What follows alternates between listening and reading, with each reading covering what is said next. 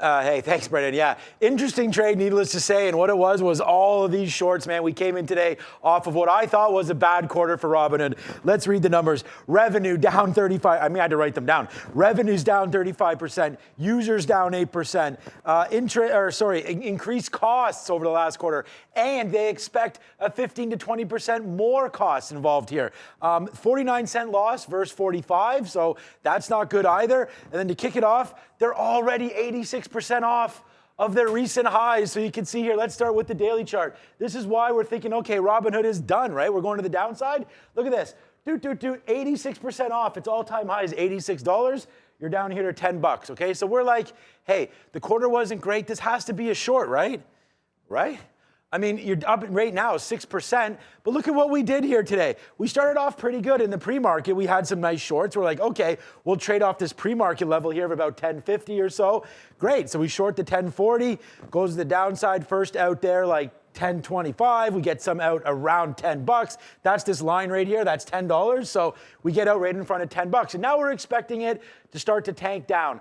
But the one saving grace about all of this trade, to be honest with you, is the fact that we mentioned to you guys at 8:30 on the morning show, I did not want to take the 10 break.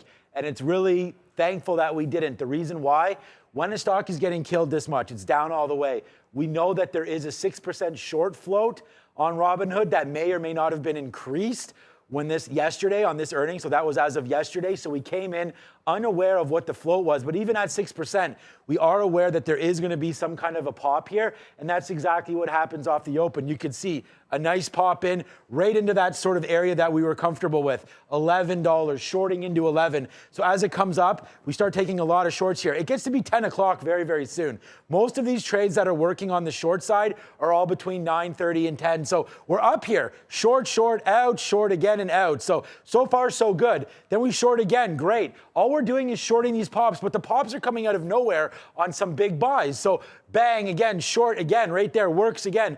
But then at about 11 o'clock, it just doesn't really start, it doesn't come back. So short, out, we're up on the stock, everything is fine. Then up here, it gets a little more spicy. So right around noon, the volume kind of starts picking up with a couple more big green candles. And the one thing that you're going to learn here is just you don't get any big red spikes until right there. All the big, huge pressure is on the buy side. It starts to just spike up. I think it's probably ARK in there buying some, but we'll see tomorrow if that is the case. We kept trying.